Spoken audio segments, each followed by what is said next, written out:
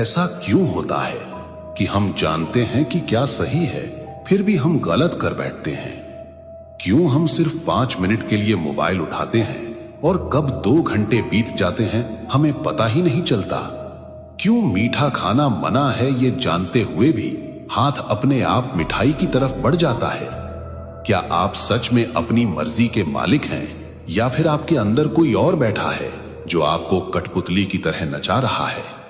ये सवाल सुनने में साधारण लग सकते हैं, लेकिन इनका जवाब हजारों साल पहले हमारे वेदों और आज के आधुनिक मनोविज्ञान ने बहुत ही गहराई से दिया है। ये एक ऐसा रहस्य है जिसे अगर आप समझ गए तो आप अपने जीवन के राजा बन सकते हैं, और अगर नहीं समझा तो पूरी जिंदगी एक गुलाम की तरह बीत जाएगी।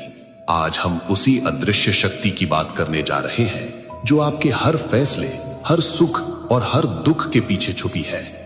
कल्पना कीजिए एक रथ की जिसमें 5 बेहद ताकतवर घोड़े बंधे हैं। ये उदाहरण मैं नहीं बल्कि हजारों साल पहले कठोपनिषद में नचिकेता को यमराज ने दिया था। ये शरीर वो रथ है और हमारी 5 इंद्रियां, आंख, कान, नाक, जीभ और त्वचा वो 5 घोड़े हैं।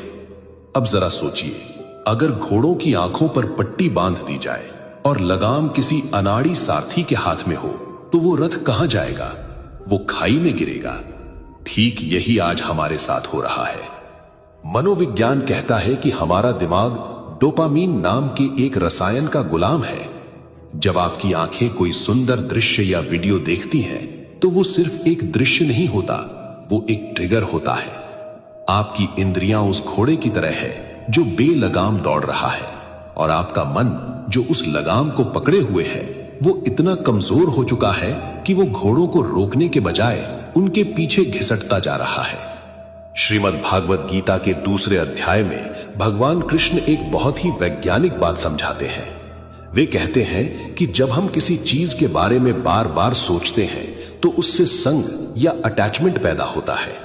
संग से काम या डिजायर पैदा होता है, और जब वो इच्छा पूरी नहीं होती तो क्रोध आता है।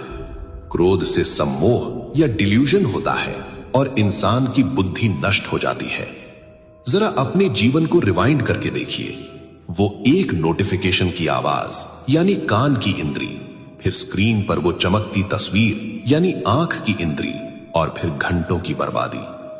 ये इंद्रियां आपको ये एहसास दिलाती हैं कि आपको सुखी होने के लिए बाहर की दुनिया की चीजें चाहिए, जबकि सच ये है कि ये एक कभी ना भरने वाला गड्ढा है।